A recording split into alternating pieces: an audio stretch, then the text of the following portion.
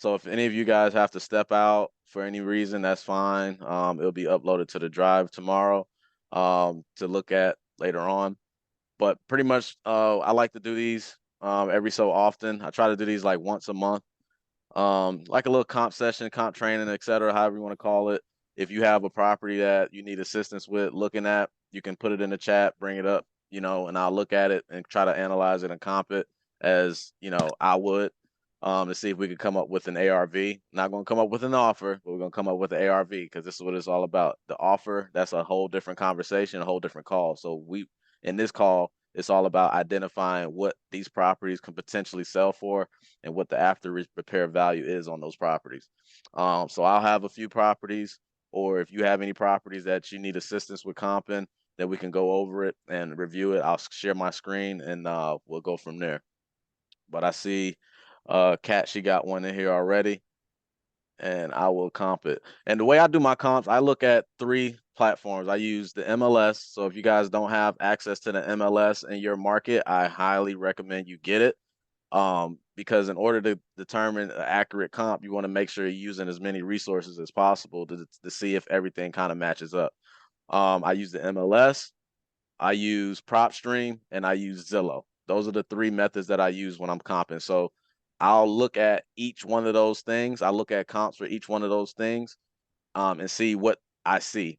Because what I found is some comps on Propstream wouldn't show on the MLS, which is weird because you would assume that the MLS is up to date and have the information. But I don't understand how that works. But there's some properties when I'm running a comp search and looking at comps, PropStream has that property. I have the same criteria, the same filters in, same time period, everything else. But then on the FMLS, it doesn't have that property. So it's like, okay, what's going on? And then same thing with Zillow, right? I'll look on Zillow and see that this property doesn't show up on, PropStream or the FMLS or the MLS.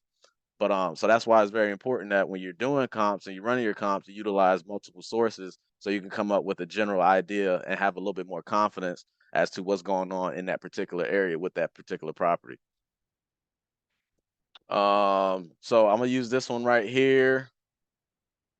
Let's start with Kat's property, 1611 Bayview Avenue. So I'm gonna go ahead and plug it in on Zillow. I'm gonna screen share real quick, but let me close out some of these windows because it will slow up my computer.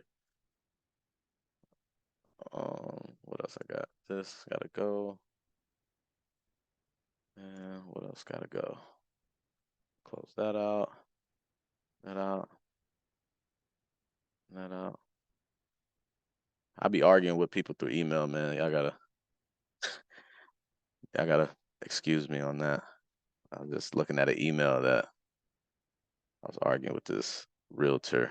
He's a realtor, but he's trying to sell a property and he tried to tell me something. Fuck out of here. But anyway, so here we go. We got Kat's property right here, 1611 Bayview Avenue. Let me pull up PropStream too. So we're gonna pull it up on Zillow. What I like to do first, I like to take a look at the property. And then also what I'm gonna do is pull up the comp checklist because I've created this checklist and I feel like nobody uses it. If it wants to open up.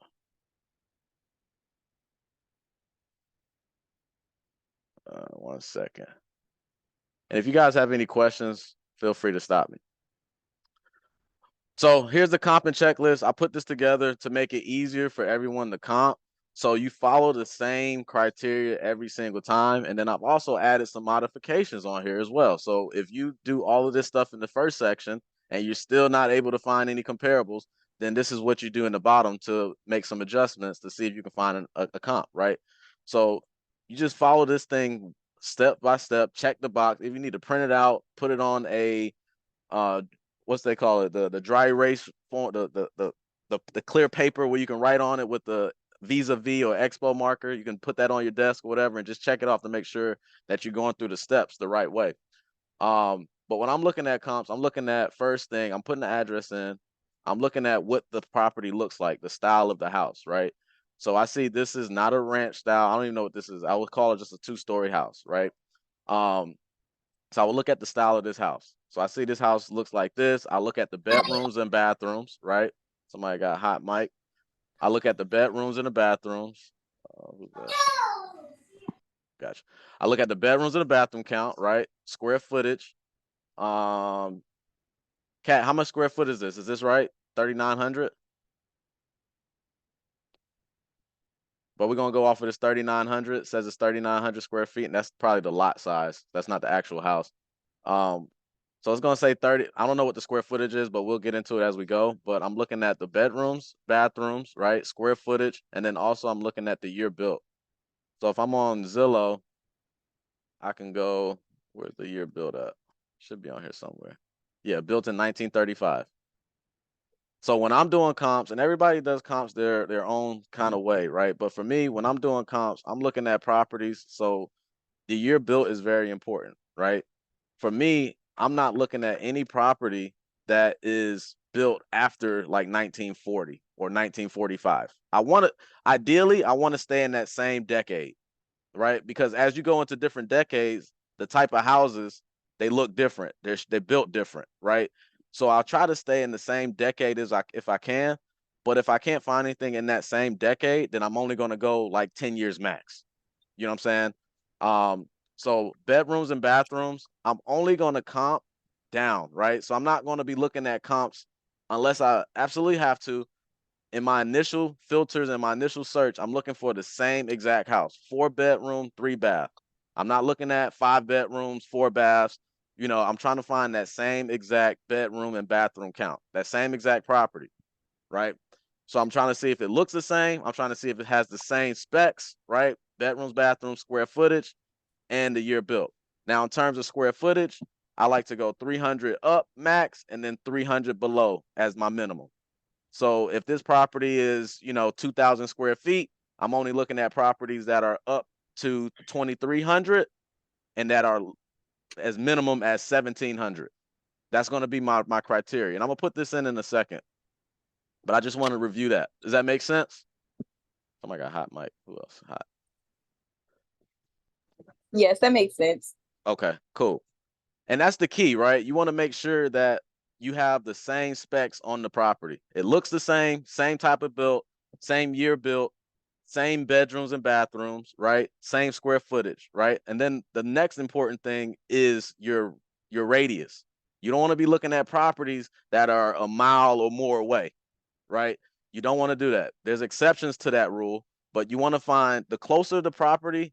If this house right here, if this comp showed up next to this house, that's what we want, right? The closer the house in the proximity, that's the comp that we want to look for. So the rule of thumb is maximum half a mile.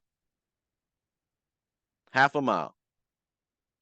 Okay. And then lastly, you want to make sure that you're looking at sold properties. You don't want to really look at properties that are active like this or for sale, right? Because that hasn't happened, right? That's not a complete thing, right? So it's speculation. This price can actually go down to 275 and it could be sold for that. But if you do your comps off of 299, then you probably screwed yourself.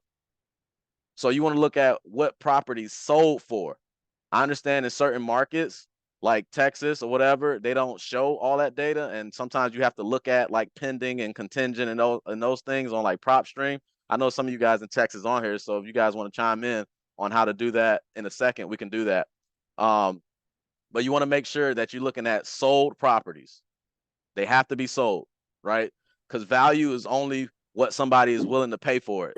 Value isn't perspective. It's not what people, hot mic. Value isn't what this is, right? Just because it's up for $299 doesn't mean it's going to sell for $299. So we want to make sure, I just want to drive that in. Just drive that in. Now, there's some exceptions, very few, but these are my rules, right? So, and you have to have your own set of rules and guidelines that you stick to so you can make sure that you're coming up with the most accurate comp, the most accurate comparables, because finding out what that ARV is going to determine what your offer is, right? So the ARV and the rehab estimate are going to be the two key numbers in order to make sure that you're getting that right price, that right maximum offer, right? And even if you're looking at it from the perspective of you buying it and you're flipping it yourself, right? Or you picking the property up yourself, you want to make sure you have an idea of what that property can sell for, and it has to be accurate. So your ARV has to be accurate and your rehab has to be accurate.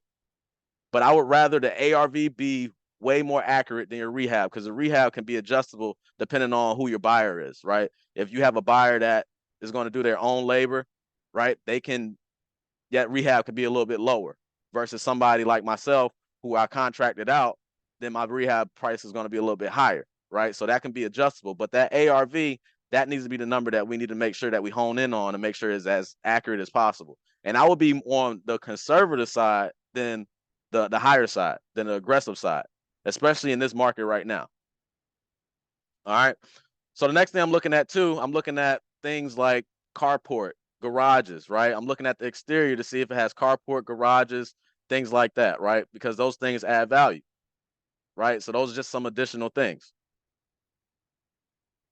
So let me go ahead and go into it. So those are like the main factors that I'm looking into when I'm setting my comps and looking at my filters and trying to find a similar house. So let's go ahead and proceed forward. So let's try to see what we can do. We're going to set our filters. So what I do, I go on Zillow, go ahead and put it in. This acts finicky sometimes, but we're going to figure it out. Hey, Ty, I got a question. Go for it. Hey, whenever after you pull up the ARV of everything, can you pull out the max offer calculator so we can see what you're offering? You know, all the properties. I'll do it one time. I'll do it one time because that's another conversation. I'll do that once though on this one. I got you though. Let's see. So here we go. So sometimes it acts finicky as hell. I'm trying to identify where the hell this property is at.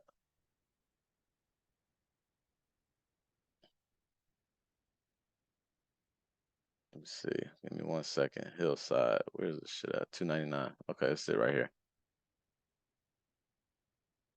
All right, so this is the area that it's in. So remember, I want to take off for sale. I want to see what properties sold in this area, right? So we're gonna go to sold. God damn. Then we're gonna do the bedrooms and bathrooms, right? So I'm looking at 4 bedrooms. I think it was 3 baths.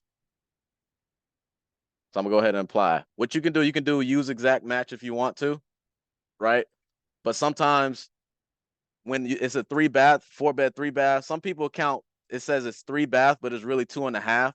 So I don't like to use exact match on this part in particularly. So I'm just go ahead and hit apply. Actually, I'm gonna use exact match because I'm seeing 6 beds. And then we're gonna put 2 plus. Because like I said, they're gonna I think exact match is just for the bedrooms. And where the hell is this property at? But it's in this general area right here. I don't care anything about all this other stuff. I don't know what the square footage on this property is because it didn't show up. I guess that's like a New Jersey thing. It doesn't show the square footage for some reason because I see on these other ones it's not showing that either. But the year built, like I said, I'm gonna put a maximum.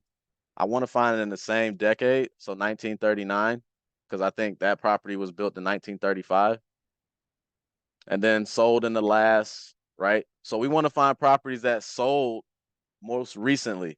We're not looking at, and this is key as well, you can't be comping things from properties that sold 12 months ago because that market was completely different than what it is today. So if you can find something, I would say always start within that 90-day period. So 90 days is like January this year, right? So if you're looking at anything beyond that, your numbers could be off. And more than likely, they're going to be off. So you want to make sure that this part is key. You want to make sure you're starting at a closer period, right? I always start at 90 days. There's exceptions when you have to go 6 months, but that's the farthest I'll probably go. If I can't find a comp that sold in 6 months in a certain area, that might not be the area that I want to market in. Or that might be an area I'm confident in. You know what I'm saying? For me personally, and everybody has their own thing. For me personally, I like to be confident on what's going on. Like I don't want to make offers. I hate to renegotiate. I don't mind doing it if I have to, but if I can avoid it, I would like to make my offers stick when I first make them versus trying to come up and create a comp that sold 6, 7 months ago, 12 months ago that was way higher, and now I'm stuck holding the bag. Now I got to tell the seller that I'm $50,000 too high. You know what I'm saying? I just don't like to operate that way. So you want to make sure you do what's the what sold most recently. And then I just hit apply. So these are all our filters here. And we'll see what's up here. So like, as you see, like there's these highways and intersections and all this stuff. So the key thing, so that every city is going to be different. Every market is going to be different. Like this is New Jersey. So I'm sure like all these properties, like every street probably has a different type of value. Like this house right here sold for 442. This one sold for 510, right? That's a big difference in price. But the thing is, you want to investigate why this house sold for less than this house. It's the same bed, same bath. The square footage might be different, or this one might not be as updated as this one that sold for 510. You want to get an idea of what's going on. But we know that the property that we're looking at on Hillside is right in this general area somewhere. Where is it at? But it's in this general area. I don't know where Hillside is, but it's on in this area somewhere. I was right here, Hillside. So in this area, I'm looking at these comps to see what sold. So I see this one sold 410. That was 2 days ago for 597. It's a 4-bed, 4-bath. So what I want to do, I want to look and see what that property looked like. If it has pictures, great. If it doesn't, then you're gonna have to kind of do a little bit more research. So I'm looking at it from the exterior standpoint. It's like it's an all brick house or whatever. Our house doesn't look like that. So I'm kind of wary on that house, but it is a 2-story, which qualifies.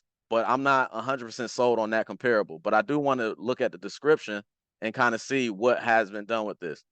Investor property, come see this 4-family home, all units, 1 bedroom, 1 bath, full unfinished basement. So this is like a multi-family property, right? So it's 4 separate units in this. I don't think the one that you have, Kat, is the same as that. So we have to look into that. So I don't know what that one is. So we have to ask the questions to see if there's 4 units in that property. If it's 4 units in that property that we're looking at, then we can compare it to this one.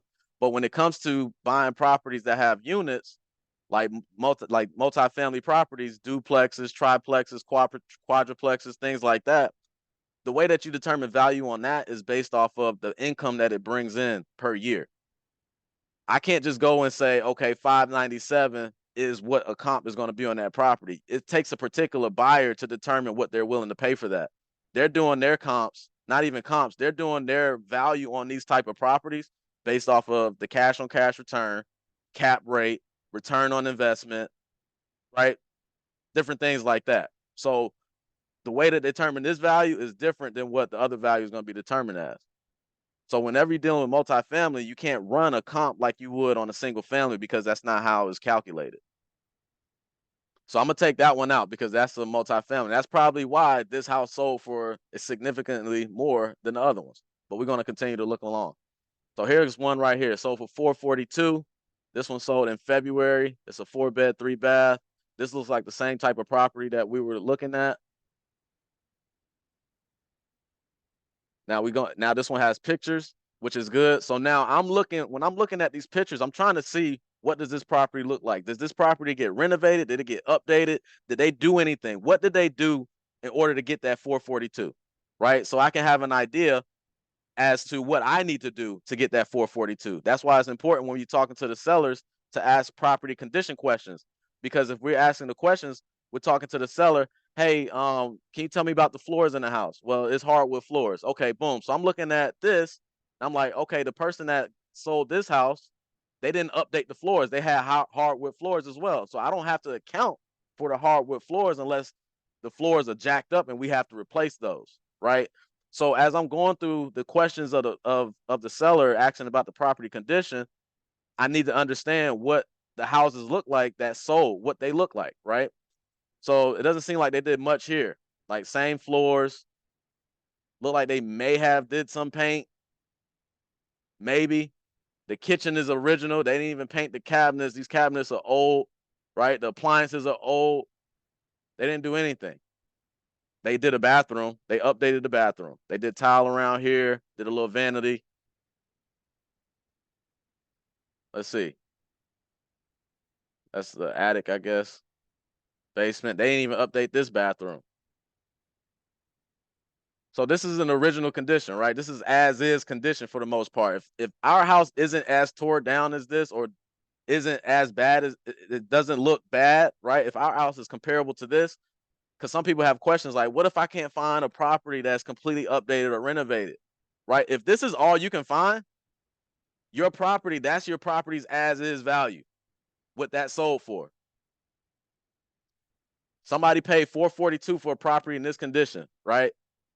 Whether they pay cash or they finance it, whatever the case may be, if our property that we're looking at looks just like this is going to be our comp. So we're going to do our numbers based off of this, unless we can find a property that is completely updated and renovated that sold for that. So like I said, there's different conditions that we have to go upon. If I can't find an updated or renovated comp, I'm using this as the comp. You see what I'm saying? Because I'm not about to sit here. I can't create it. I can't say, oh, well, it may sell for 600,000 once fixed up and completed. I don't have any proof of that. Right. And if I don't have any proof of that, I'm just going to use what I have. I use the information and the data that I have to make a decision. That's just how I operate. Now, different people may operate differently, and that's completely fine. You have to kind of find out what works for you and what's been working for you. Does that make any sense? Just want to make sure you guys following me. I guess it don't make sense. No, that makes sense. It does. That makes sense. All right. Y'all got to talk back to me because I can't see y'all, and I don't know if this shit froze. I don't know if I'm talking to myself, so I don't know. Y'all gotta work with me here. Give me some feedback. I need some mm-hms or something. Yeah, we with you, man. We with you. We got you. Cool. I just want to make sure. All right, so cool. So that's one. So we're gonna take that one down. 442 as is condition, right? We're not sure if it's up. We don't know what the renovated one looks like. So we're gonna continue on. Now we got this one right here. So for 510. Okay, so I'm gonna go ahead and assume this one is updated just before I even jump into it, because it sold for what's that, 60, 70,000 more. Right? Was it 68,000, something like that? Sold for 68,000 more. So I'm assuming this one is renovated. Same bedrooms, same bathrooms, probably the same square footage, right? This is not a 6-bed, 4-bath, so the bed and bath count doesn't determine the value. So maybe they updated this one. Same style, right? 2-story, whatever, probably has a basement. These two look the same. Ours look the same. So let's look at this one. This one sold January 25th, right? So let's look at it. So we can't really determine what this property looks like because it doesn't have photos, right? You can go to other websites. You go to Realtor, Redfin, Trulia. You can go to all these websites, Propstream or whatever, Bachelors, whatever software you have to see if you can find pictures. If you can't find photos, I always go to the description to see, because if they did some work to this property, they're going to let you know in the description. Let's see. They ain't even got no damn description in here. Let's see. Yeah, they don't have a description on this one. So I don't even know what happened with this one. But I'm assuming this one has some sort of work done to it just because it sold for a little bit more.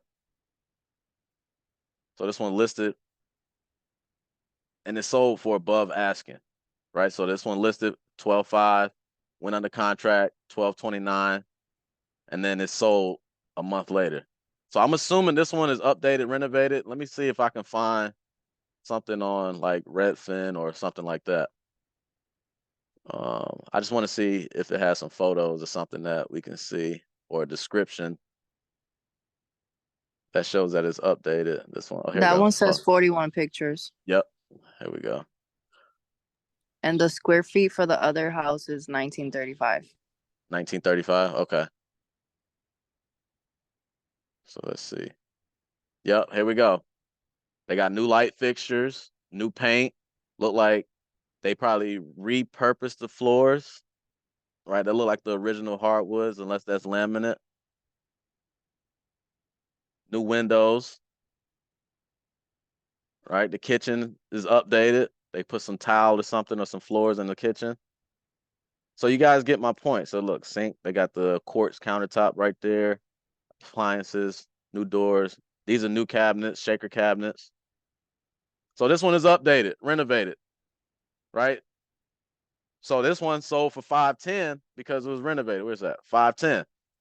So I'm gonna assume, especially how quick this one sold, right? Look at it.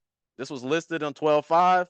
what's that? 24 days later, it went under contract, and then a month later it sold. So 510. So I'm assuming my ARV, if we fix up our property, we can get around 510 for it. But me on wanting to be conservative, I'm gonna do my numbers based off of 500. Right? I'm gonna drop mine down a little bit. I'm gonna say 500. Some people drop it down, 10%. You know what I'm saying? 5% or something like that. I'm gonna just take off like 10K. So I'm looking at this property like, okay, I have some confidence now. This is the same type of property, not too far from where we're at, right? This one is a little bit smaller. It shows the square footage down here, 1680. This one is a little bit smaller than ours, right? So I'm gonna do my numbers based off of this ARV. This is a good comp for me. I'm confident saying that we can probably sell this for around 500 if we put in the work. And that's how we find the ARV. Now, that's the ARV on that one. I'm gonna go ahead and do the MAO calculator, right? Real quick. I'm gonna go through this real quick because it was requested, and the rehab cheat sheet. Now I'm gonna just assume certain things because I don't know actually what's going on with that property in there. So I'm gonna just assume certain things. Now, mind you, these are like Georgia prices. I don't know what the prices are upstate New York, New Jersey. So, Kat, you're gonna have to figure that out and kind of get an estimate on what it costs to update a kitchen to look like this, like this one, right? You're gonna have to ask them, okay, how much is new cabinets? How much is new appliances? How much is granite? So you can kind of break down what a cost is for that. But I'm gonna just use our shit, right? Just so you can have an idea how to do it. So landscaping, this is how we use the rehab cheat sheet. So you ask your seller the questions about the property, and once you gather that information, this is how you come up with the rehab budget or rehab estimate real quick. You don't have to worry about anything. Everything is already calculated for you. All you got to do is plug in the quantities and the numbers, and it's going to spit out a number right down there. Okay. So let's say we got to clean the landscape. This is New Jersey. They don't have too much landscape, so we're not going to account for that. New windows. This property has new windows. All these windows are new. So we can't expect to sell our property for 500,000 with old ass windows if this property sold for 510 with new windows, right? We can't expect to do that. So we're gonna have to account for windows. Let's say it's 15 windows that we got to swap out, right? 350 a window. This is how this works. We put in the quantity, how many windows? It's $350 a window. It's gonna cost us about $5,000 to change out the windows, right? This is material and labor, right? This is in Georgia, in our market, in most markets, especially in the South, Midwest, around here. This is pretty much the cost of how things cost, right? What things cost. Rehab and this is labor and materials included. So the actual window might be $250. You see what I'm saying?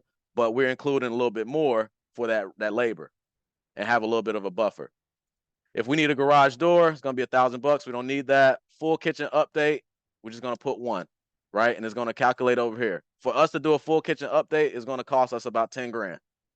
So when I mean by full kitchen update, we're getting new cabinetry, the new shaker cabinets like this one has, right? This one has new shaker cabinets. We're getting new appliances. We're getting quartz countertops, not granite, quartz. Quartz is more expensive, right? So we're going to account for all of that stuff and backsplash and all that too, right? So that's going to run us about 10K. It's going to be a little bit less, but it's going to run us about 10K, but we want to make sure that we have a buffer to cover that.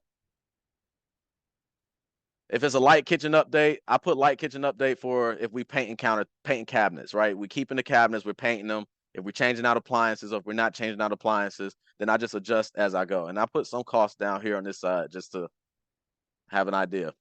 Full bathroom. So we see that this full bathroom means we're pulling out everything. We're pulling out the old tub, we're pulling out the toilet, we're pulling out the vanity, and we putting in new tile showers, new toilet, new tub, whatever. So this one is 3 bathrooms. It depends on how many bathrooms got that stuff done here. Right? So this one looks like it's a new vanity, tile. I don't know what the hell that is. Is that a wall? It's like a tile wall or something. I don't know. Not showing the whole thing, but this one, yep. So we got tile back there. And then let's see. They got a towel in the shower right there. Okay. So we're gonna do this. For this one, we're gonna put one for the master bathroom, and then we're gonna put 2 for the other bathrooms, right? That's gonna account for, so the master bathroom, this is gonna be the toilet, the tub, the towel, all that stuff. The half bathroom, that's gonna be the toilet, vanity, tub, and maybe tile shower if it needs it. Right? And you can adjust this as you need to. So sometimes if it's like, if it's 2 bathrooms that need to be renovated, I'm just gonna put 1, right? If I'm not gonna do too much work to it, but for this case, I'm gonna assume we're gonna have to do the whole thing. And I assume price is a little bit higher in Jersey.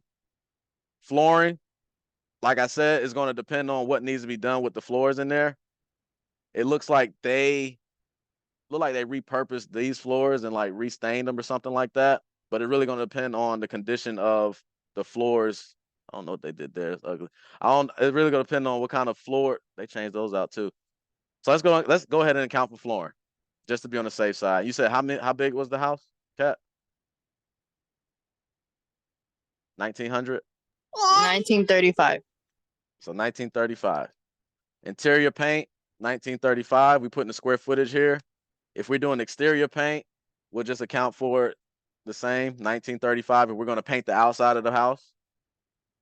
New doors and trim. So new doors and trim is pretty much, I don't really do much for tile work, so you guys don't have to worry about that.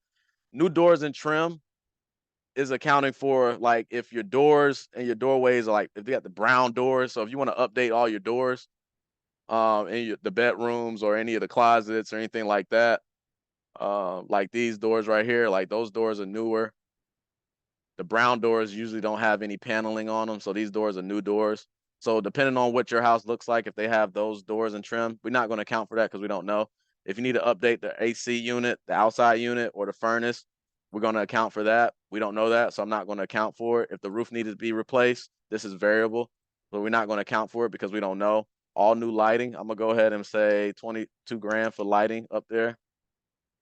That's going to change that. New panel, that's the electrical panel. So if you have the old electrical box, then you have to change that panel out to code. If you have one that's updated already, you don't have to worry about that. New water tank, that's a hot water heater. So we're going to assume that's good. Cosmetic demo up there, I'm just going ahead and say 2,000. Everything is higher up north. Finished basement, this one looks like it was a finished basement. I think that's what it was. I'm gonna go ahead and say it was a finished basement. So for here, I'm gonna go ahead and say probably like 5 grand, 6 grand. So we're gonna account for that. Pool deck, siding, etc. So this is for like anything extra, like if there's some damage, if you need to redo a deck, if you need to do some siding work, if you need to do just like additional costs that might come up, just a buffer to protect you, right? So I'm gonna just put in 1 for that. You know what I'm saying? So this is what we're going to account for. Now, if you need to add a garage, this is a brand new build garage add-on. That's what that is. Electrical work. This is for stuff like plumbing work, HVAC. This is for usually like full gut jobs, right? These 3 right here. If you don't have any electrical work, it's going to cost that. If you need plumbing done throughout the whole entire property, it's going to cost that. Not plumbing for a water leak, right? That's just a little PVC pipe that's like $6 or something. So you're not going to charge a seller $10,000 for that. That's gonna mess up your number. But if you need to do full plumbing throughout the whole house, and then a whole new HVAC system completely. So we're gonna just say our estimate came up to 56,450, right? So I'm gonna copy this. I'm gonna go here. We said our ARV is 500,000. We put that there. On this sheet, all you have to do is fill in the blue section, right? We're gonna say our rehab budget is this 56,450. Right? So at this point right here, we're not even putting in our assignment fee yet. Because I want to explain this to you guys real quick. These prices right here, this is what your buyer will be willing to pay if they're looking to buy at these % of ARV. So that's why it's important when you have a conversation with your buyers, hey, what percentage of ARV minus repairs are you buying at in this area? Well, I'm buying at 75% minus repairs. Boom, I know my buyer is going to pay $318 for this property. So I know if my buyer is going to pay 318 for this property, I need to get it under contract for less than that to make money. So that's why the MAO formula or calculator is very important because, and this is only if you're selling it to flippers, right? So keep that in mind. You're selling it to rehabbers. This is why this is important because it lets you know exactly what the buyer is willing to pay as long as you know what your buyer is willing to pay. But you have to have those conversations with your buyers. If you go to real estate events, networking events, highly recommend you do that in your market, in your area. Go to these events, talk to people, have conversations, right? What percent of ARV minus repairs are you buying at? Oh, I'm buying that 75%. Oh, I'm buying that 70%. So you know exactly what you can sell the property for. As long as you have your ARV correct and you have your rehab around about in the ballpark, then you know exactly what you can sell it for. Now we can take it another step. All you have to do is subtract from there. Let's say you want to make 20K on this because it's so high of a price point. Hell, I would probably want to make 30 minimum since it's so high of a price point. Then this is going to be our max offer to the sellers. Nobody's paying. Don't worry about this section up here, down here, because nobody's paying this right now. This is when hedge funds was rocking and rolling. So don't even pay attention to that. We'll black that out. That's not important. So a task for you guys with your buyers is to understand at what percent of ARV minus repairs are they buying properties at. That way you know exactly what you can sell these properties to these buyers for if you do everything else correctly. So we want to make 30K on this deal. Let's say our buyer is paying 70% of ARV minus repairs. We know the max that we can get this under contract for is 263 because they're going to pay 293 or 290. Yeah, 293 for it. Yeah, because if I take away the 30K, that's 293. Yeah. And that's how this works. And this is how I make my offers all day long. I'll make them like this all day long. If it's somebody that that's serious about selling the property, I actually went in depth and did this, looking at comps and all of that, I'm making my offers just like this. I'm finding the ARV, right? I'm having a conversation. Well, firstly, I'm having a conversation with the seller. Then I look for my ARV. Then I do my rehab cheat sheet to find my rehab budget. Then I go to my maximum offer calculator. Then I make the offer based off of that. If they accept my offer, great. We're going to move forward. If they don't accept my offer, great. I'm going to follow up. And I'm going to keep following up until they sell that property or accept my offer. And that's how you got to be. You got to be persistent with this. Not every seller is going to accept your offer off the rip. You know what I'm saying? So you got to make that offer and stick to it. Especially if that's your max offer, unless you want to take a little bit less money and see if they're close. And now that's going to be up to you how you want to play that. You know what I'm saying? If your maximum offer is 263 and the seller's like, oh, I need to be at 270. Well, okay, that's up to you whether or not you want to take out of your assignment fee. But if you did your numbers correctly and you have the buyers that's willing to pay 70%, then you know that you can still sell it for 293. You know what I'm saying? That's your call. That's your call at the end of the day. Y'all follow me? Yes, sir. Yeah. You offer 250? Good. See if they bite. See if they jump on it. But I can take this even further, right? Let me take it even further. This is a whole nother conversation, but we can do this a different day. But I'm going to take it one step further, right? So this is an analyzer for if you're taking down flips. Now, it's other different things I have to adjust in here, but I'm just going to do it based off of the numbers that we got. So let's say we're going to see how much profit we make off of this deal. Let's say 500,000. I think we're going to say the rehab was like what, 57? I'm going to say 57. It's 56 and some change. I'm going to say 57. And then let's say, where is it at? Let's say we're buying this at 293. Let's say our buyer is actually going to pay us 293 on this deal. Let's see if it makes sense. Because sometimes it may not make sense. And let's say this project would take 5 months. I don't know. So at 293,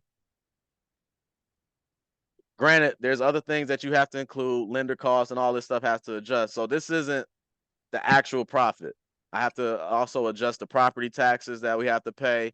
I have to adjust the monthly holding costs that we have to pay.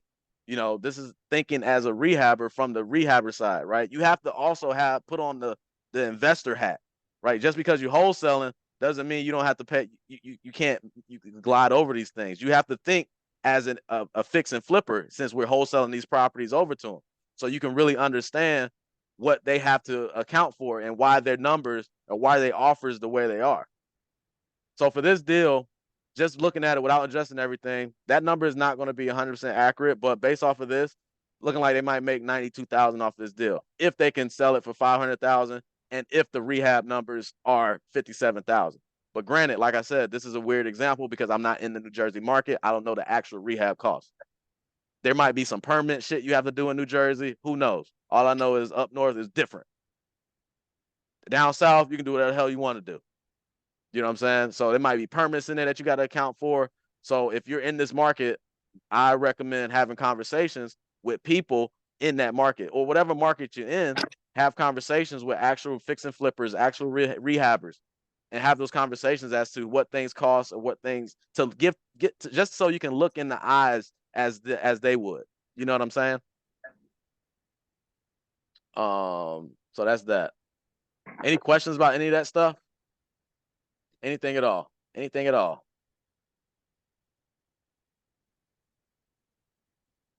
I know y'all got some questions, man.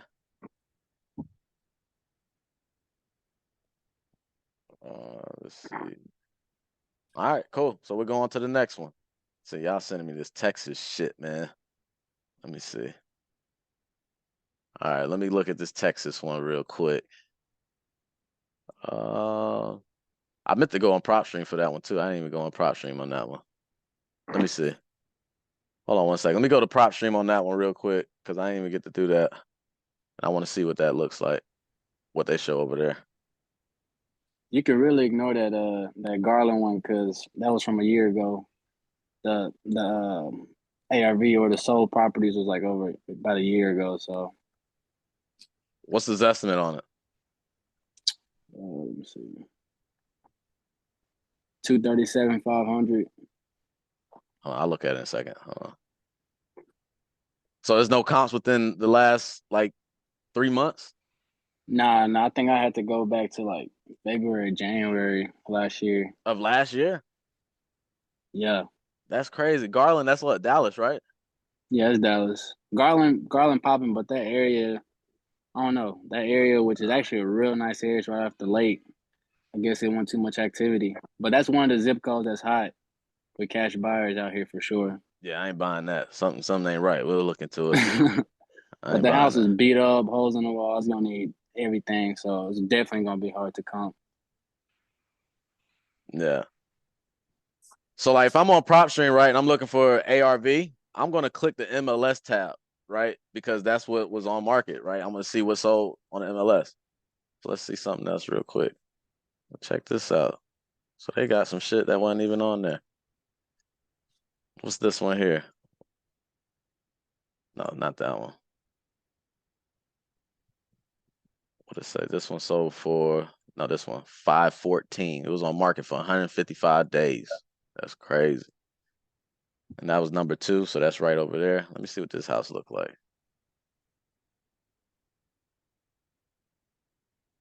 Uh, 515, renovated. So look at that. So our ARV is about right on this. ARV is about 500,000, 510. This one sold literally in February for 515. I think it sold more because it looks nicer, to be honest. It looked nicer than that other one. New cabinets, new stainless steel appliances. They went cheap on the backsplash. This backsplash is cheap as hell. The white subway tile, super cheap.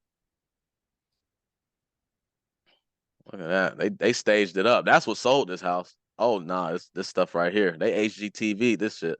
And they get the fireplace, electric fireplace in here. But they did all that extra stuff and only sold for 5,000 more than the other one. You see that? See how that works?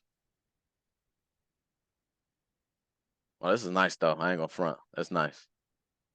Surprising itself for more. But we got our ARV though. So it checks off. Our ARV is around 510.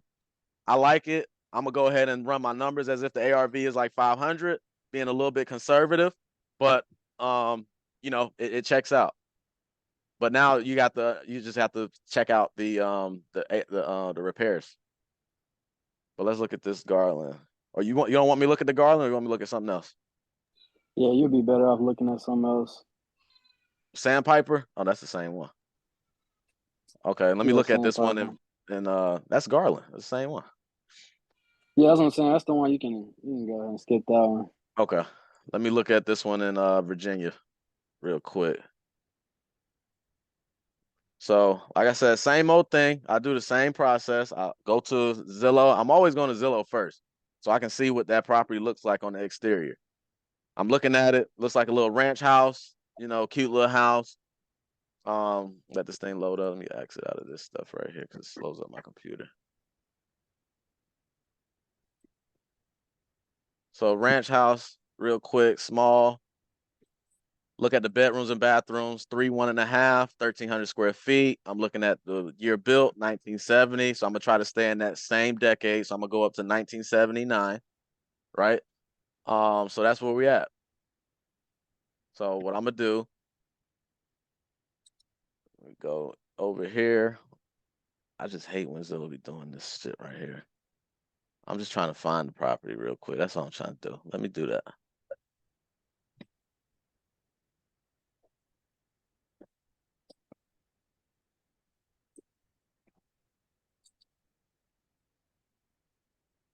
All right, so this is on Doopy Road, Depoy.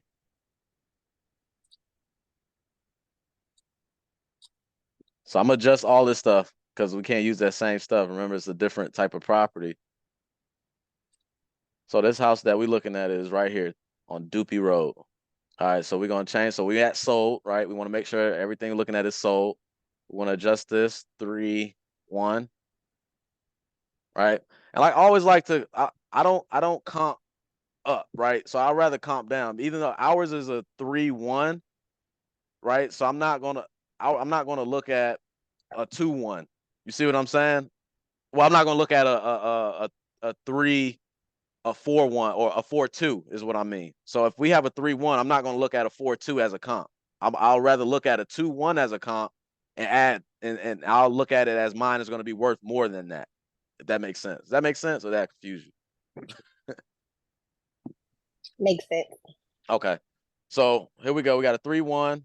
We're gonna look at the home type built in 1979 is we're gonna put our max. I don't put a minimum because anything lower than that, I'm fine with. Because if the house is older, that just means my house is probably worth a little bit more unless you're in a historic area where those 1910 houses are worth crazy. You know what I'm saying? But that's going to depend market to market. So I try to stay in the same decade, try to see what's sold. So I'm gonna go ahead and go to 90 days and see what I got. So I'm gonna zoom out a little bit. And I kind of don't want to go over here because this doesn't seem like it's in the same area, but I will venture off a little bit. If the houses look the same, then I would look at it. Now let's look at this one right here. This one sold 3/6/2023. This is a 3/1.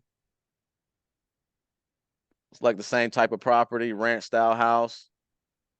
See, I'm looking at the condition. It sold for 200,000. So I'm looking at the condition. They staged it really nice. They didn't do anything. It still got wallpaper in there. And it sold for 200,000. So this is probably like a as is. This is fair condition, right? As is fair condition value. This is an electrical panel for anybody who was kind of curious about that. As is fair condition property, right? So I'm gonna keep that in mind. So I'm gonna assume that this property is worth more than 200,000 if we fix it up, but I don't know that until I find it. These ones right here are 3 2s. This one is way bigger. If you want, you can put in a filter with the square footage since we know what the square footage is. What was it? I don't remember what it was. What was it? Let's see. This one was 1,300. So we can put a filter. Let's go ahead and put 17. We want to be at like 1,600 max and then like 1,000 minimum, but it doesn't have a 16, so we'll just go 17. And then we'll just go ahead and hit apply, and it's going to do its thing. So let's look at this 105. Why did this one sell for 105? Why did this one sell for 200? This one is a 3-2. This one is, you know what I'm saying? So this is kind of weird. It's throwing me off a little bit. I'm losing confidence. Oh, it's, okay, they got it on market for 240. So they renovated this one. Yep, they rehabbed this one. They bought it for 105 in as-is value. This one has 2 bathrooms though. But we won't know until this property sells, right? That it'd be worth 240. Because how long this been on the market? It's been on the market 3 days. So it might sell for 240. It may not. It might sell for 230. But we can't really go off of that 100%. But what I can go off of is somebody paid 105,000 cash for this property right here to renovate it. So I already know right now I will have a buyer that's willing to pay 105 at least. So that's a good thing to pay attention to, right? If they pay 105 for this in January, they just got done renovating this, right? It's on the market. They are looking for another property. And especially if it's in this area, boom, I'm going to find out who's the owner of this property right here, who renovated it. I'm going to reach out to them, say, I got one right down the road. Well, it really depends on how much the seller is you're going to get under contract for. But you know you have a buyer that's willing to pay around 105. So that's a good start. So off of this, I'm not 100% sure what we can sell it for, but I do have some good information that I do have a potential buyer in this area. Now, why did this sell for 200? I don't know. Now it's starting to make a little bit of sense. Because this is as is condition for 200 and it sold for 200 and they're trying to sell theirs for 240 renovated. So it kind of makes sense a little bit. But I'm going to go ahead and take it a step further. I'm going to go look at Propstream real quick and see what I can find on there. Is there a estimate on this? 214. Okay.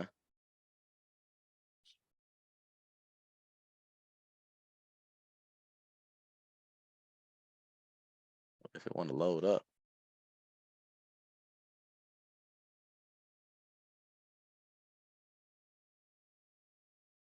All right, so boom, let's go here. Look in Propstream real quick.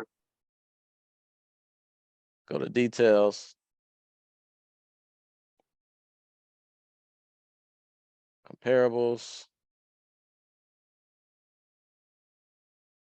There's a lot of activity within the last year. Propstream already sets the filter for a year, but we want to adjust that. I want to go to what's been going on this year, like last 3 months type shit. But this year is good. Then I want to look at MLS. I want to see what's sold on market and what those properties look like. I'm always start with the one that's closest to me. Butterfly Catering. Is this property commercial? No, it's just a regular house. It's residential? Okay. Mm-hmm. So number one, let's look at number one. This one right on the same street, across the street. Said it sold for around 300,000, 3-bed, 2-bath, about the same square footage, 5 years older. So let's look at what this one looks like. See if we can find it. It sold for 300. Shit all over the place, man.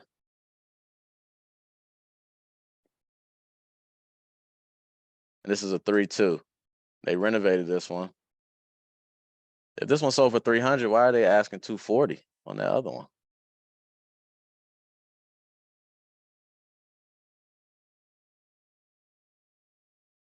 So they renovated this one. They updated it. Okay. How much did they pay for this?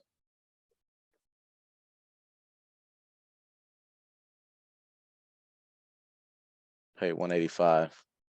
But this is on market though. 185. And then what happened? 185. Then they listed it for 295. So they flipped this. Yeah, they flipped it. And they sold it for 300. I just don't understand why the other one's selling for 240. Square footage is about the same. Same bedroom, same bathroom. Yeah, this one is weird. It's weird, girl. I don't know. Let's I see. know. Let's see. Hold on. Let's keep digging. So let's see what else we got. What's number 3? If you see something that says 1900, that just means they put it's for rent. They renting that. If you use Propstream and it shows 1900 right there or like 1600, that's like a estimated rent that they put it on market for. Let's look at this one on Derrick Lane. This 3-2 sold for 274. Let's see.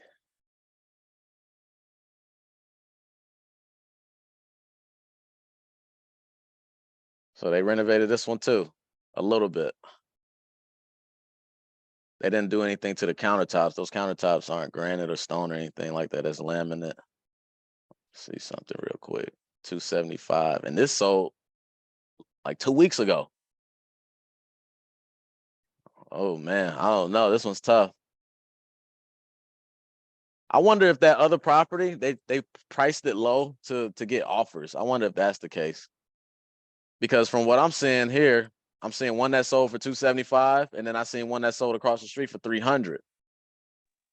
So that's Yeah, it's confusing. yeah, it's kind of throwing me off a little Confusing. bit, but Yeah. I may have an answer. Let me look at one more. Let me look at this. Is this that 240 that we looked at earlier?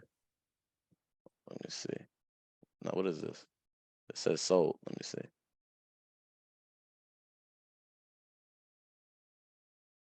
And yours is Doopy.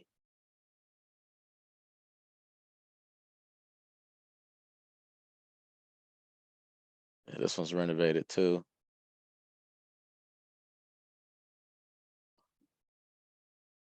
And this one sold in February, 240.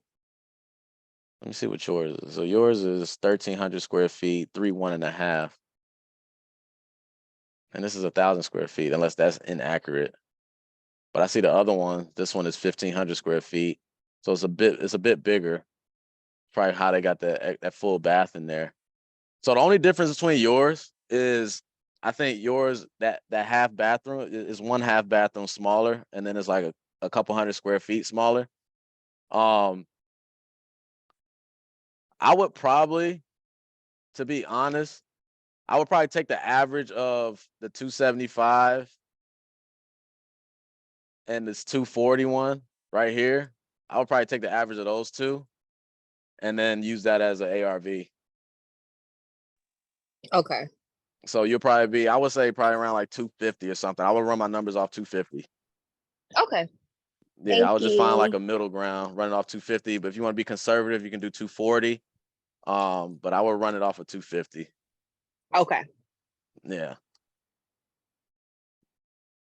And then you probably wait a few days, probably like a week or two, maybe. Well, you might have to wait longer than a week or two, because that other one, and this isn't like one of those instances where you can look at that other property that's like currently for sale for 240, and you can watch it and see if it goes pending. If it goes pending for like 240 or 245 or something like that, then you'll know, okay, people are biting at that price point.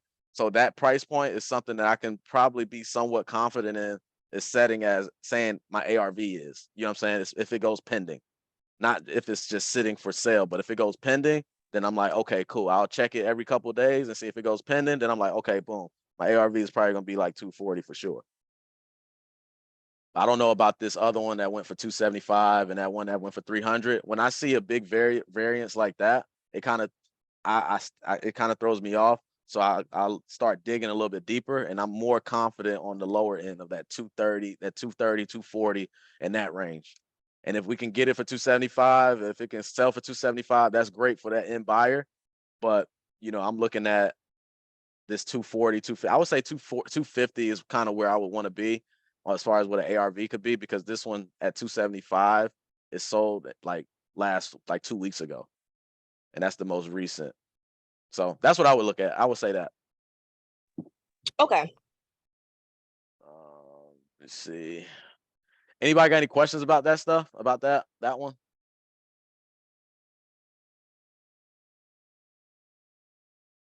Fuck the land. It ain't about the land. It's all about. It's a specific buyer that does the land. You know what I'm saying? Like, I care about. It's about the actual property. You know what I'm saying? So if a property has a half an acre versus this other property has 0.75 acre, yeah, it could be worth a little bit more. But I mean, is that really that big of a deal? You know what I'm saying? I was talking to somebody in the office. Yeah, I don't think I'm crazy. Let's see what else we got. Let me do this Texas one right here, Mesquite. See what I can find on Mesquite. Is that how you say it? Yeah, that's how you say it. Skeet. All right, let's see. So this little house right here, 2 bed, 1 bath, 950 square feet. This one is built when 1955. So like I said, I want to stay in that same decade. I want to same bed and bath. I can't compare this with a 3 bed, 2 bath. I just can't do it because this house isn't big enough. So I'm gonna compare it to any 2 bed, 1 bath that I can find. I know in Texas is a little bit weird because of the non-disclosure shit, but let's look at it. Let's see. Crest Hill Drive. And it says his estimate is 180. We'll see. Let's see. It's right here on this corner right here. This one. So for Texas, I already know for sold, they're not even going to show the prices because y'all don't do that. I don't know why y'all don't do that. Thought Texas was as loose as Georgia, but obviously not. So they don't show the pricing. So for Texas, this is when you can use this for sale side, right? But anybody else in Texas, if you want to chime in on this, feel free because I don't understand Texas, but I'm gonna do the best I can do. So for sale. So this one is on market for 199, 14 days on market. Looks like it's the same house, 2 bed, 1 bath, 1,000 square feet. Ours is 900. There is a pending option too. It should be on here. Let's see. There it is. Pending. And then what year built was that? I forgot. 1955. 55. Okay, so I want to stay in the same decade, 1959.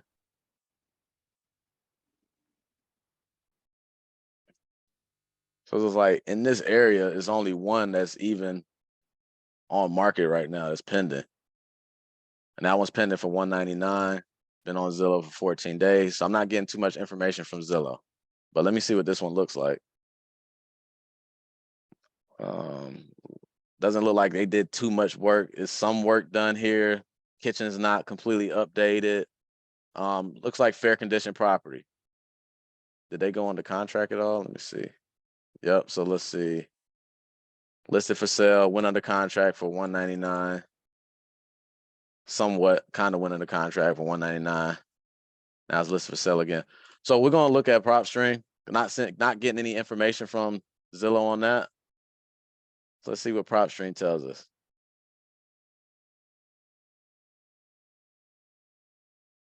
All right. Load it up.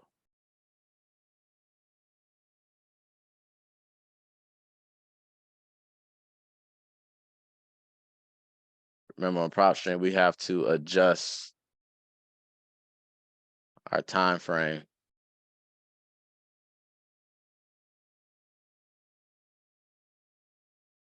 And there's a lot of activity here. I'm gonna go ahead and do MLS sold because we're trying to find what a ARV is.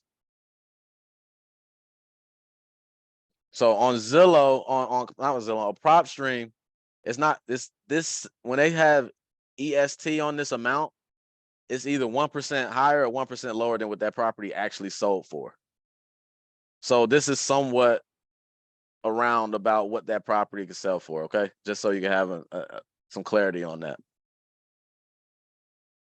So let's look number one. That one sold for around 190s on market for 75 days, but it was a 3 bed, 1 bath. So it looks like the 3-bed, 1-baths are selling for around that 190, 200 mark. So, and to be completely honest, what is it? I said a 3-bed, 2-bath, 3-bed, 1-bath.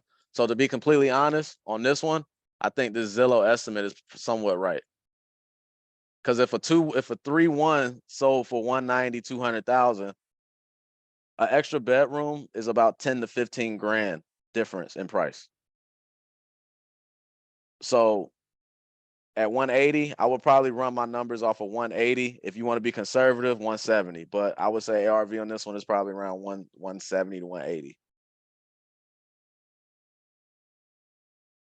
This one sold for 150. What's this? Let me check this one out. Hold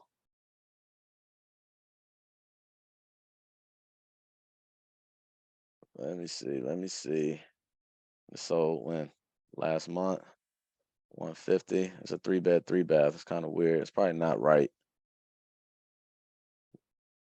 Great home with bones of TSC. All right, bro. Yeah, so pending 170. It says 150. Yeah, but it's not updated. So that one, like I said, needed a little TLC, right? So that's not ARV, right? That was probably like fair condition, need work, etc. So I'll say ARV on this one and a little 2-1 like that. It's probably, like I said, around that 180 mark. I would be comfortable. Me personally, I would probably say 180 is going to be the ARV on that.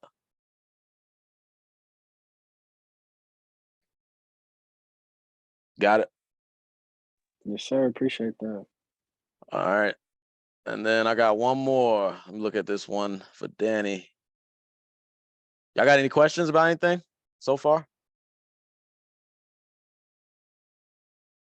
All right, cool. Let's do one more. What is this? So we're in North Carolina now. So Cooksbury Drive, Durham, North Carolina. That's Redfin. I like Zillow, but sometimes Zillow don't have it. So we'll use Redfin. That's fine. So this is what the house looks like. I don't even comp off of Redfin, but let's see. Let's try it. Last sold, when did it sold? September. So that's a little bit older. So this one, 3-bed, 2-bath, 1476 square feet. Year built on this one is a 1963. So we're going to go up to 1969, try to stay in that same decade if we can. Now we got a 3-bed, 2-bath. So we good. We can comp anything from 3.2 on down. 1450, like 1500 square feet. So we can comp anything from 1800 square feet on down to about 1100 square feet. So let's see. Now we're looking at the time period. So this one sold March 23rd. That property right here doesn't look like this one. Excuse me. This one is a single. It's a ranch style. This is like a 2-story. This one sold for 315 around there. So let's keep looking. So this is a ranch style, sold January 23. 3.2, 1700 square feet. This one kind of fits what we're looking at. Yeah, because that one looks like that and it's similar. So let's see. Yeah, that's a similar property right there. Only thing is this one has a carport. This one doesn't. So that's good. If this wants to load.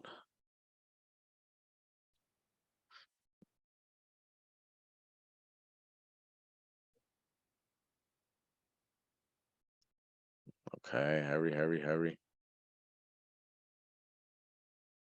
Okay, here we go. So look at what happened. So this one, what is sold for? 300. Yeah, 299.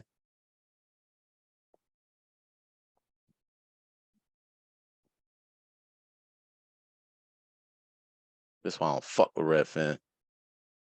As soon as I exit out, it go hater.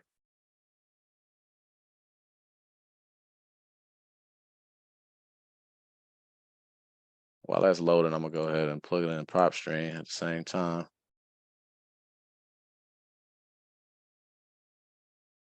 All right, so this is updated. This is like an easy in and out update rehab. We do shit like this. So they updated bedrooms. They did the floors, paint. kitchen. Yeah, clean update. So this one sold for $299, updated. That's a pretty good comp in my opinion. Sold 3 months ago, same bad square footage. I'm gonna try to find one more though, just so I can have some confirmation.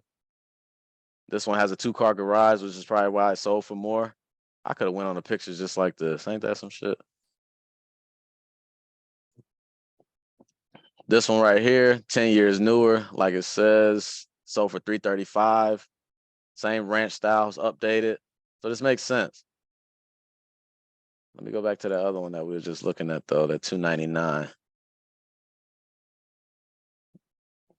Yep. So this one, the one that we're looking at, this is a good comp right here. I like this comp because it looks just like the property that we're looking at. Fuck.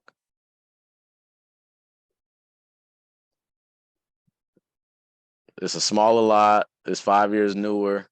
It's in range. So I like that as a comp. Ours look just like that, similar. Yeah, it looks just like that. Just has the carport, which probably would give it more value if we were to update it. So let's see, MLS. We're gonna change this. We're gonna look at things that sold this year. We're only doing, we're doing from January. We want to be looking at it from February, but that's not gonna be too big of a deal. So here's only one came up anyways. But you see, this is why I like to use multiple, because this property right here, that's why I ain't show up, because it was built in 2014, and this one sold for $325. So we can't even use this as a comp because it was built in 2014. So that's dead. Worst case scenario, yeah, because look at that one, it looks like that. So I'm confident I will go off of that one comp that we see, that $299. If you would like, you can be conservative and just say 290 or 289, but I would go off of that 299, or you can just go off of this estimate right here, 304. If you want to be conservative, because that 304 might go because of that carport there, but I would be conservative. I would probably do it the same comp, that 209. I would think we can sell it for. That 299 we can sell it for, as long as we do these same type of renovations. That's what it can sell for, and maybe a little bit more because of that carport, but ultimately it's like the same type of property, just this one just a little bit bigger. But yeah, I would probably say around that 299 is the ARV on that, but I would be conservative and probably say like 280, just to be conservative. You know what I'm saying? Does that make sense? Yeah, yeah. And I got one question. Yeah, So, yeah, go. If you get like a property that's like hard to comp, or like you can't find any good comps on it, would you just go off the estimate? Yeah, I will go off the estimate.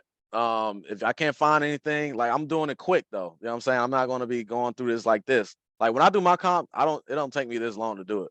But I'll do it quick. If I can't find nothing, I'm like, okay, I'll go off this estimate. I'll probably take off maybe like 10,000. I'll shave it down, or I'll just leave it at this estimate and just make my offer and just take a shot at it. You know what I'm saying? And see what happens. Or like I said earlier, if this estimate is 200,000, I'm not even going to go through the whole process of doing this and that. I'll just make an offer like 130 and see if the seller bites on it. You know what I'm saying? And then if they bite, then I'll go through my numbers and see what happens. I try to make sure I have like a $70,000 spread between what the estimate is and what my offer is, assuming that the property doesn't need 70,000 or 50,000 in work. The property only needs like 20, 30,000 in work. Then that 130, if they bite at 130, that might work for a deal. Got it. Yeah. Shit.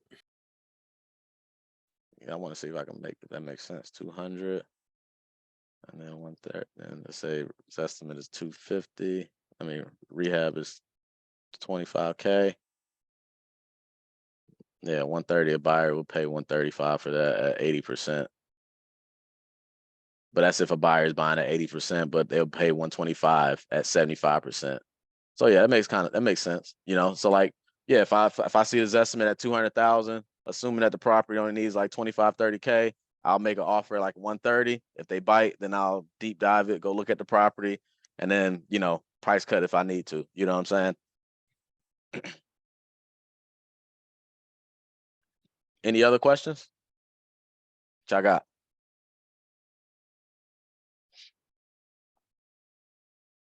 Y'all good? Was this helpful or was it bullshit? That It was was helpful for me. helpful. Yes, it was helpful. Yeah. I do have one question though, Tam. Yeah.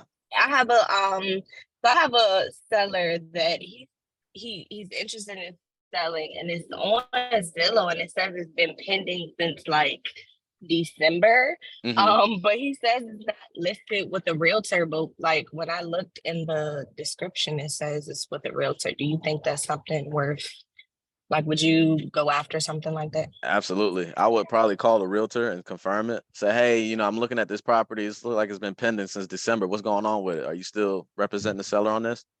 And they probably gonna say no, Okay. and then they'll tell you exactly what's going on with it. And then I'll go to the seller and ask him, is he still under contract with that agent? Even if the realtor says they're on the under contract, or if they say that they're not under contract, but I'll just ask the seller too, just to confirm it. Like, okay, are you still under contract with that realtor? If not, then we're good to go. But if not, your property is still showing online that you are. And you might want to get that handled. So, you know, just push them to try to get that contract, you know, taken care of, or, you know, whatever it is, so that it's not showing on market. But definitely if it's not sold, then yeah, go ahead and call a realtor first. It's okay to call agents and see what's going on with stuff like that, especially if you see in properties that's been sitting on the market for a long time. Okay. What else we got?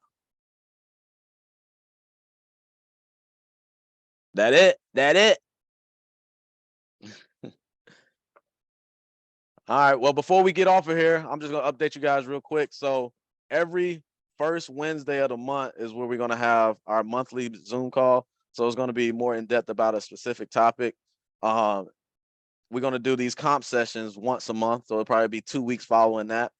And then also we're gonna do an accountability call. It's gonna be in the Discord group.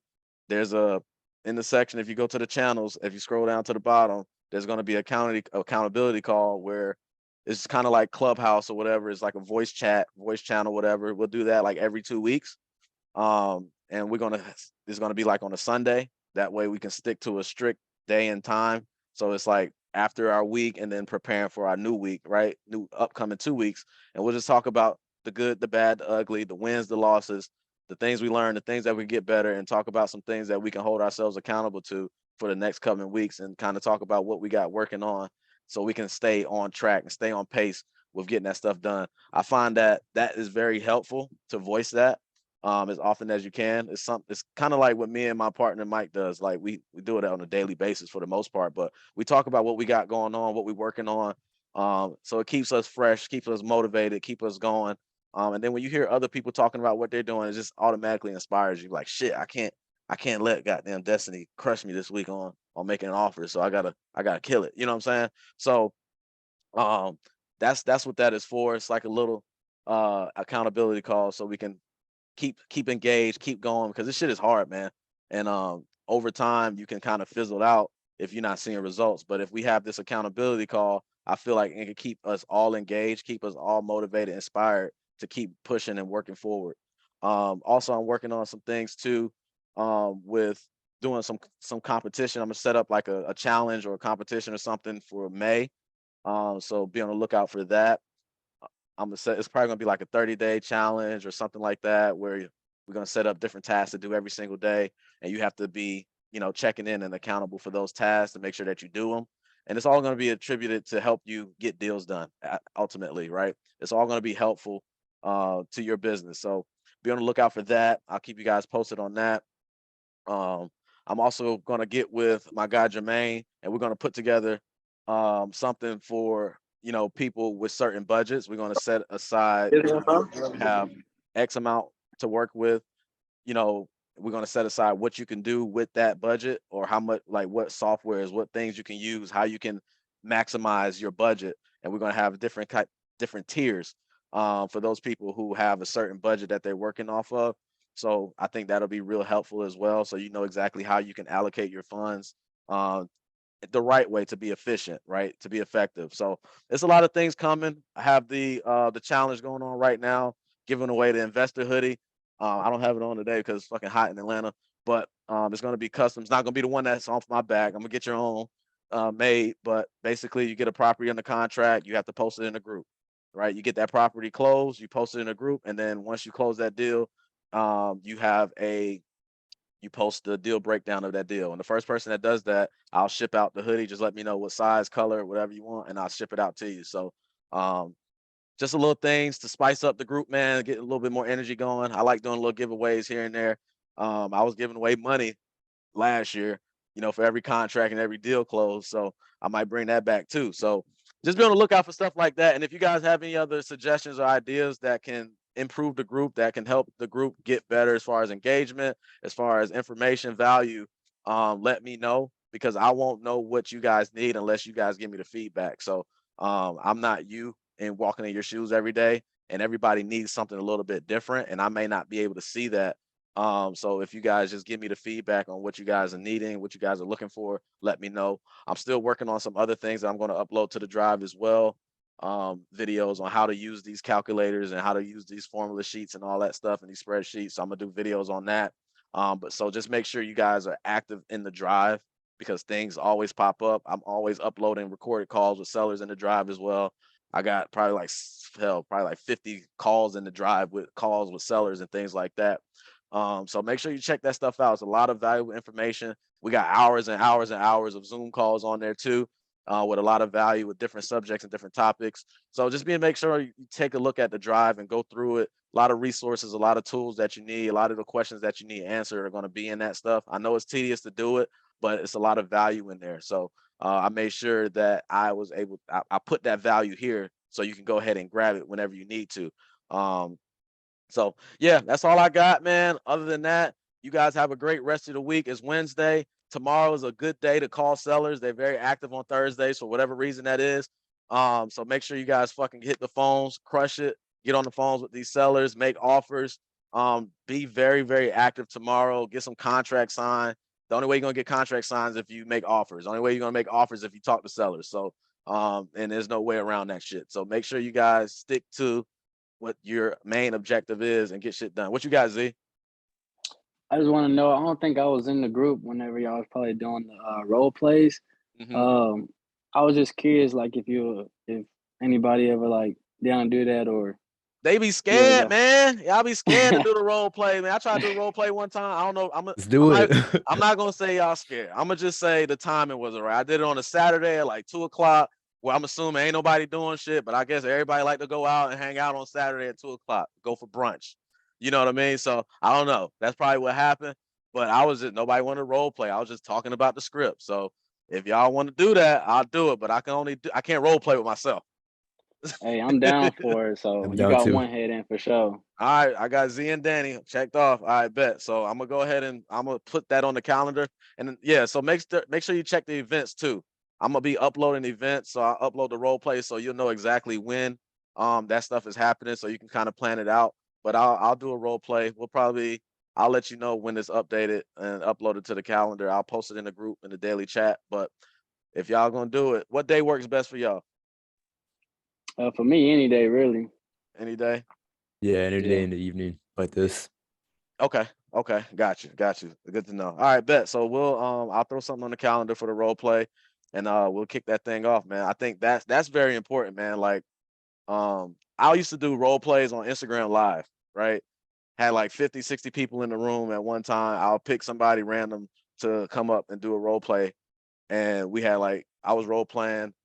It helps you get better. It helps you learn how to maneuver conversations. It's only gonna make you better. So it's a no ego thing. Like, I don't care about if you mess up. I don't care about none of that. There's no judgment, because we all fuck up. I still fuck up to this day. So I always encourage people doing role plays, because that's the only way you're gonna get better at this shit, man. Once you do it over and over and over and over again, you start getting muscle memory, and that's how you get better at it. But I'll add that to the calendar, and we'll start kicking that off. Probably do that maybe once a month, depending on what the reception is like. But we'll get the role plays going for sure. I appreciate that.